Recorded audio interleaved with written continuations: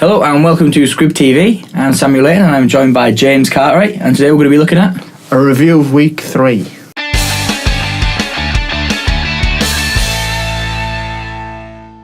So Week 3 threw plenty of surprises, a shock win for the Jets, some controversial issues, people celebrating a little bit too early. I mean, what are your picks of the third week of the season?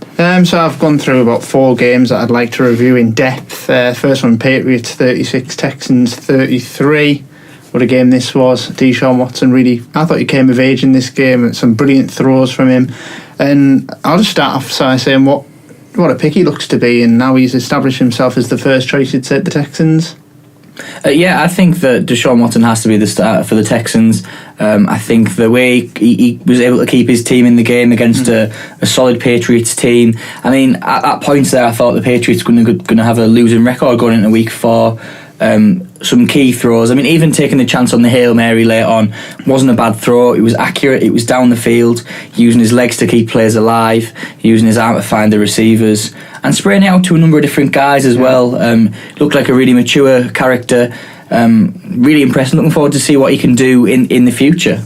Yeah, and that was what I would say about his throwing, just impressive. I mean, I remember young Cam Newton a few years ago, his throwing wasn't particularly great, and it still isn't. And I have to say, Deshaun Watson looked like a better thrower of the football in this particular game. Yeah, what Deshaun Watson brings, what he actually does remind me of, just to hark back a few years, is a not quite as good, but a Michael Vick-esque player, a man who is a real dual threat. You talk about Cam Newton being a dual threat, and I think we were discussing this whilst we were watching the games on Sunday, that Cam is he's very good. He will extend players alive. He's the best quarterback in the league when you're on the goal line. But can he make those throws? Can he make those consistent 10-yard passes? No, I don't see it often enough. Deshaun Watson can get the football down the field with his arm, with his legs. Probably not have the pace of Vic. Probably doesn't have the arm strength of someone like Vic. Vic was a complete anomaly. But certainly looks like a really talented player. I think most teams would be fortunate to have a QB of his standard.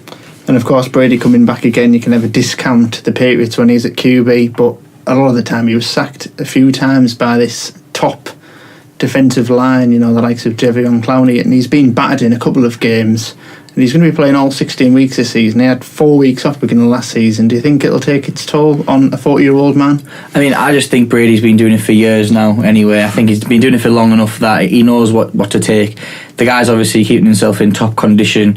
And the thing with Brady is, you say he does take these hits, but more often than not, Brady's not getting hit. He knows how to do it. And he knows how to protect himself as well. He'll feel the pressure. He knows when he's going to go down, how to go down. He knows how to do it right. You don't see him standing up trying to get the throw off. Brady will just get himself down, rather than some of these guys who are trying to make the plays, and that's when they end up getting hurt. But again, against the Texans D as well, it's one of the best defences in the league, and the best defensive players in the league. And you've got to give props to Jadeveon Clowney as well, getting the pick six. A guy who can catch the football. He's almost like a tight end coming off the edge. So really impressive performance from the Texans. I mean, we're saying this as if the Texans won. The Patriots come out as victors. It is. But it just shows what a fantastic game that was, and two top sides. Yeah, so you've got Lions playing the Falcons. Falcons beating the Lions 30-26. A very unfortunate defeat for the Lions, and I've put down on sort of my notes here, I've put Falcons lucky because they've won 2 games of the first 3 games, where they basically could have lost right at the death. It's been a sort of fortunate that they've come out with a victory. Yeah, I don't think the Falcons should have won this game. I don't think the Falcons would have won this game if I think the refereeing was poor, I'll be honest.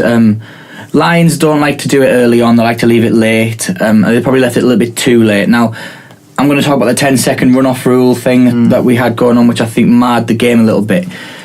Matt Stafford marches down the field. There's penalties on both sides. Matt Stafford gets himself on the goal line, basically. Golden Tate makes a grab. His knee's down. Good call by the referees. But because they originally called the players a touchdown, the Lions then lost their opportunity to get back. They were there. Yes, it was 8 seconds. They would have had to get a play off quickly. But they could have just ran the same play. Matt Stafford, no huddle. He could have just snapped it. He could have dived in over the goal line. He could have at least attempted it. But they lost that 4th down play because the referees called it a touchdown. Now, yes, to get back in 8 seconds is a difficult thing, but I think I would have at least liked to have seen them have that opportunity to try and do speaking of Larry Fitz, we're going to go to our players of the week, and Mr. Fitzgerald is one of them. James, what a game he had.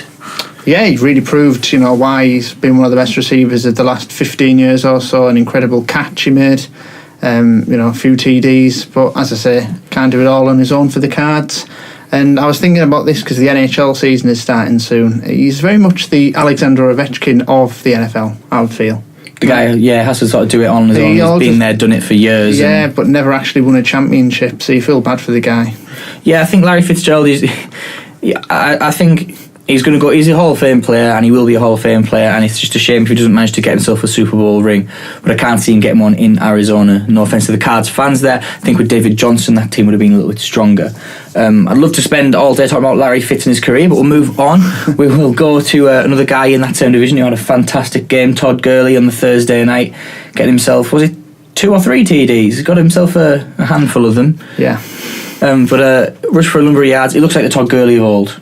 He does. He looks like he's been watching Squib TV, and he's stepped up as we were expecting him to, and looks to have warmed to the city of LA. And yeah, the Rams are looking like a really good outfit this season. Yeah, I mean, another thing for Todd Gurley, I mean, some of you guys might have picked him up late in your fantasy drafts potentially. Maybe not going as a round 1 or 2 guy in some drafts if you've not got many players, and you would have stolen him if you've picked him up because he looks like one of the. Well, I think at the minute he's not leading the running backs because another guy, Kareem Hunt, is blowing everyone away. But Todd Gurley's up there, one of the top 3 rushing yards, and he gets enough TDs, get you a lot of points in fantasy. Another running back who got a lot of points this week, Jordan Howard. Unfortunately for you, obviously running in late for an overtime winner after Tariq Cohen's fantastic run was chalked off, which would have pleased James as he put Tariq on his bench this week. But yeah, Jordan Howard, what a game he has. Looks like he's taken off from last season. Not so good last week, but this game looked like he was the Jordan Howard of old. Yeah, well, if I wanted any of the 2 running backs at the Bears to do well this weekend, it was always going to be Jordan Howard because he was not on my fantasy team. Tariq Cohen on the bench, of course. But yeah, really proven what a fantastic young player is. Proven why we put him in that best player category for the Bears. Have a real good tandem there. And just relieves Mike Glenn because Mike Glenn didn't really have to do anything to win this game, play impressively at all. Yeah, I mean, a really good win for the Bears, and it was all pretty much on the back of their defence and on the back of Jordan Howard. Now, just another quick thing we'll mention in that game, Marcus Cooper, what was he doing, walking in? Lack of awareness, wasn't it, really? I just think, never been in that situation. I think, nobody was shouting to him. I don't see how he's done that. I think you just get in the end zone. I mean, I understand you're excited. You're excited, but just get in, score the goal first. Get the points first. Once you've got the points, you can do what you want. You get the flag, you get the penalty, excessive celebration, whatever you do. Just score it first because you look like an absolute fool if not. No offense to Max Cooper. If you're a keen Squib TV fan, props for you for the pick and almost getting a TD. But come on, get in the end zone. You've got the pace. You had to slow down so much. The guys were. You've got to think the Steelers. I mean, who was it who gets there in the end? Vance McDonald, who gets the strip, has to turn around from his route, run all the way back down, and then strip the ball. Yeah. And you've just simply got to jog that. And come on, you got to get in there. To be fair, the guy batting out the end zone was the punter, who can't imagine be the fastest guy. Yeah. So you've just got to get in the end zone, then do what you want. Last but not least, in terms of players of the week, one of the guys on my fantasy team has been on my bench for 2 weeks, which has been a loss of 30 points 2 weeks in a row. Chris Thompson, just want to make a point about him. The guy's been told he's definitely not going to be the starting running back for Washington because apparently they've got a better one in Rob Kelly. But Thompson is much better receiving out of the backfield. 150 receiving yards from a running back this week against the Raiders team as well, who were pretty decent. Yeah, the Raiders didn't particularly start very well in this game, but don't take it away from Chris Thompson. I don't see why they couldn't rotate the pair. I mean, you want some options from the backfield in terms of the running back seems to be more a regular occurrence in the NFL these days is, having your dual threat kind of running back, and I don't see the reason why they can't just go Robert Kelly in some downs and then, maybe put Thompson as a receiver in some. I think that's the plan. I think that because they've drafted in Samaje Perine as well. I think they want to keep those 2 guys as the backs. But Thompson is just an extra option that they've got. Very much that sort of hybrid player who you don't know what he's going to do. He's really quick. Very much like a Tariq Cohen, Danny Woodhead sort of player. Darren Sproles, who we wish the best to, of course.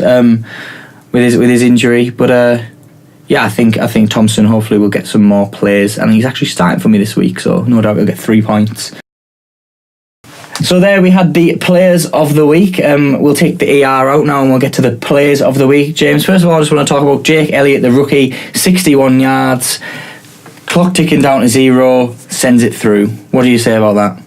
He's got to have a strong boot on him. That's all I have to say. I mean, really impressive. I was absolutely shocked, and it's the reason why I watched this game, because they set up these dramatic moments, and there was a fantastic video of his parents in the crowd celebrating his achievement. You know, his dad almost in tears, his son kicking it through the uprights to win, you know, one of the biggest games of the season, arguably the Eagles' biggest win so far. Yeah, I mean, it's just nice to give kickers a bit of love as well. Jake Elliott there, a guy who, he's only just come in because of the injury to the starting kicker, and he absolutely delivers, doesn't he? And that's good. One of the longest kicks in NFL history. Matt Prater's 64 yards the longest of all time, only 3 yards off that, and I reckon he probably could have got another 3 yards out. They just dipped in, but I think this man is one of these guys who could potentially be one of the big kickers in the NFL in a few years, just from what he showed. And he was accurate as well. He was accurate throughout the game. Yes. No missing of the point afters.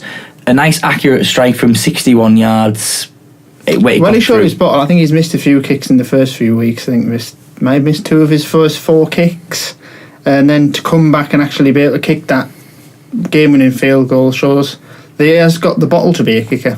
I mean, you look, Odell Beckham was there in the end zone ready to return it, and he didn't get a chance. But speaking of Odell, 300 grabs, the fastest player in the NFL to get to 300 catches, and he did a classic Odell, one hand in the end zone, TD, and brought the game to life, really. What do you make of Odell? I just think it shows how important he's become to the Giants franchise over the last, since he was drafted. He's pretty much been the main guy, and that's the reason he's got to the quickest 300 catches, and they're all pretty impressive catches. I mean, you could probably single out 100 of them that have been highlight real receptions. I mean, Odell Beckham's just one of the guys who's going to make plays, and he does it again here, and to get to 300 catches shows that he's not only the showman, he's actually a every down guy who's actually going to make plays for the team. Mm-hmm. But yeah, I think Odell speaks for himself, isn't he? If you are new to the NFL, you want to watch a player who's going to excite you, get Odell Beckham's highlights on, because it will excite you. You will want to watch more of him. Finally, we've not got one single play that we want to talk about. I just want to talk about this season, which I'm loving to see in a league that's been a passing league for the past couple of years. Big runs. Looking Kareem Hunt, 69 yards. Jordan Howard in overtime. Tariq Cohen at goal got chalked off to watch him skip through people like that. Chris Thompson making catches in screens, getting through. Todd Gurley getting in the end zone. Carlos Hyde having a big week in fantasy, getting a lot of yards. Ezekiel Elliott making plays. The running backs are making a comeback, and they are probably, I think, some of the most exciting players in the NFL at the minute. What do you make of that, James? I think it shows the strength of some of the offensive lines in the games currently. There's some of them that are weak, but some of them are very strong at this current point in time. So heads off to the guys blocking them and make these runs. But there's a lot of elusive runners out there. I mean, some of the most exciting players in the game are the running backs currently: Ezekiel Elliott, Devonta Freeman, Kareem Hunt, who looks like one of the most explosive rookies we've had for a number of seasons. Yeah, I think it's just fantastic to see that these guys, you can hand it off to them, and you're 20 yards out the back of your own end zone, and these guys can take it 40 yards, can even take 80 yards, can even take it to the house. It just shows what they can do from a standing start to pace through there and dodge some pretty tough tackling guys and get themselves away. So big runs are something, and also something you should watch out for next week. We've got a couple of players who might be able to break some of those big runs off when we bring you our preview show. So anything else you want to add quickly, James, before we finish off? Yeah, just great to see all the guys supporting by kneeling against Donald Trump. We don't want that in the NFL. And speaking as a British guy, we're not particularly patriotic over here. It's not really our style. But, you shouldn't just be blindly patriotic because somebody tells you to, better than, a police state, if you like that. Well, I think the main thing to point out, the thing that I understand from this, is that it's not, these guys aren't kneeling against the military. They're not disrespecting the flag. They're exercising the First Amendment. which is their constitution, which allows them to have a freedom of speech. I think they're being more American. I think that's exactly what I would say, and I think it's absolutely fantastic to see people of all races getting involved. People actually singing the anthem to get down on the knee as well, to show the support against Trump. And you know, if you're a supporter of Trump, then that's absolutely fine. You know, I'm not saying that you can't do that, but I think for these guys to be disrespected like that when we know what's going on in the USA at the moment, and then for them to come out there in a show of solidarity, and Jerry Jones was down on his knee, which I thought was a fantastic display. And to see what these guys did during the hurricanes that have gone on recently as well, the disasters, I think it's just fantastic for the game. And like you say, I think it's we aren't patriotic as a nation, and I think James is right. You don't need to be blindly patriotic. If something's up, these guys are exercising their right to do that, and I think it's great to see so many role models for young kids in America who, as I tweeted out, they don't see colours, they just see people that they look up to, regardless of whether that's a black or a white man. So I think it's fantastic to see the whole of the league coming together like that. Yeah, don't play the national anthem before every game. I don't think it's necessary. Yeah, there is that as well. Stop playing it, then no one will need to kneel, will there? Anyway, I think that's about wrapping it up. We have been Squib TV. I've been Samuel Layton, James Cartwright here. If you want to comment, let us know what you think about any of the things that have gone on in week 3. Please do so. Subscribe, follow us on Twitter at Squib_TV. Tweet me and James and Jack, the man behind the camera. Thank you very much for watching. It's a touchdown.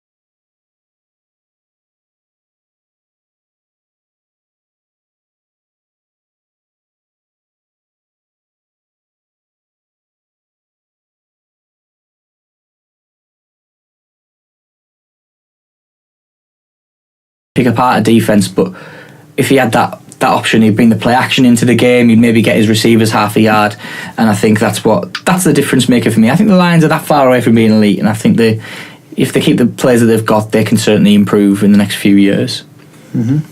Yeah, so what's the next game we've got? Do you mind if I just I can edit this down?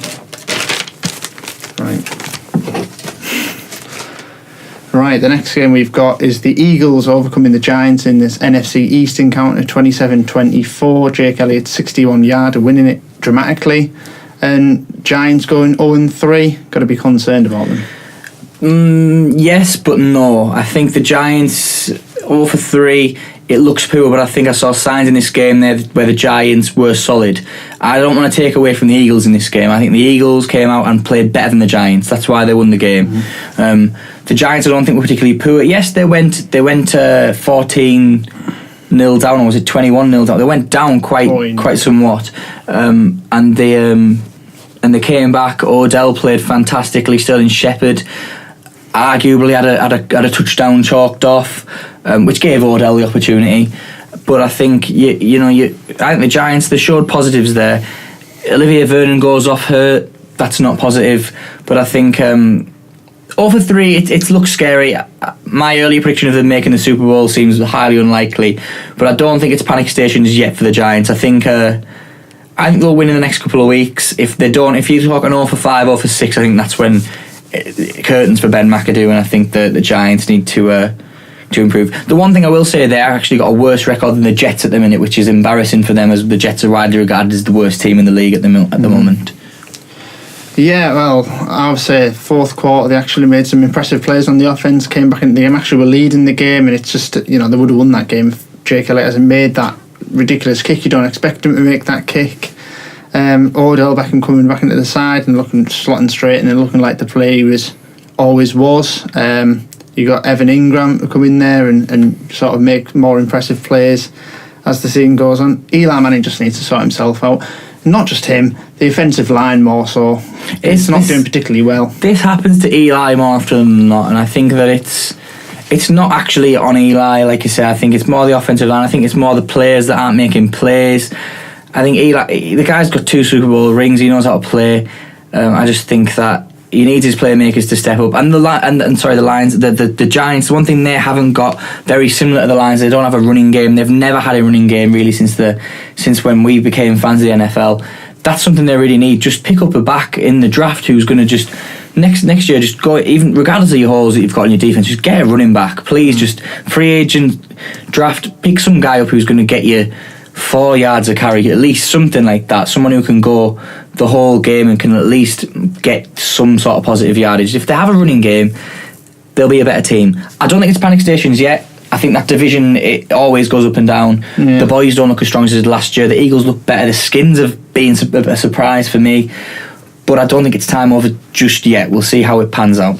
Yeah, I think that it's a must-win game against Tampa Bay next Sunday. I think they need to win at least the next game.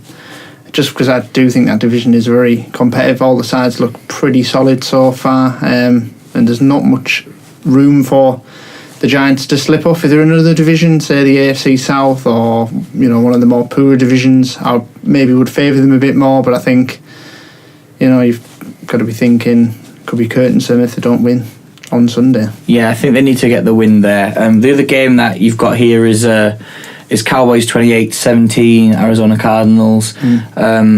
Relatively decent game. One I didn't actually catch myself, so James, you're going to have to talk us through that one.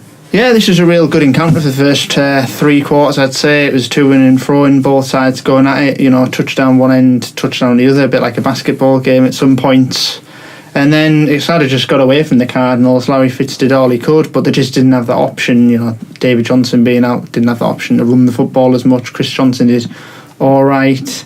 I mean, they were stifling the Cowboys for the first half, and then Ezekiel actually made some runs in the second half, managed to get himself a TD, as did Dak Prescott. And the thing I've said about this game is Dak Prescott managed to make the plays when it mattered, and Carson Palmer just didn't. I think the one thing I would say for the boys, like I said, I didn't watch the game, a big comeback against that Broncos defeat when they got absolutely battered, for them to come back and beat a decent Cards team. Yeah, the Cards haven't been as impressive, don't have David Johnson, but good win for them. Broncos go on and lose to the Bills, so it shows what this season seems to be like. But yeah, very impressive performance from the Cowboys to win it. And like you say, if Dak Prescott's out there making the plays, showing that he's maturing, even he was a mature young man last season, but he's been even more mature this season.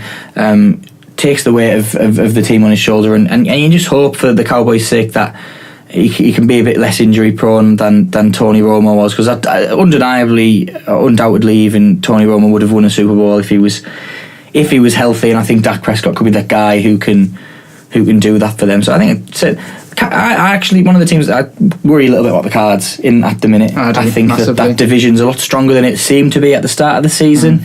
Rams looking decent. I think the Rams look better than the Cardinals so far. I think it's going to be very interesting. Hawks been quite poor as well, actually. So the Hawks have been average. I think the Rams, are really up to win that division. I think possibly, but the Cardinals, I never trust Carson Palmer. I just don't think he's the man who can, make the plays when it really, really matters. It's probably the reason he's fell short of really making a dent in the playoffs. Yeah, I think they need to look for a new QB in the future. The rest of the team looks good.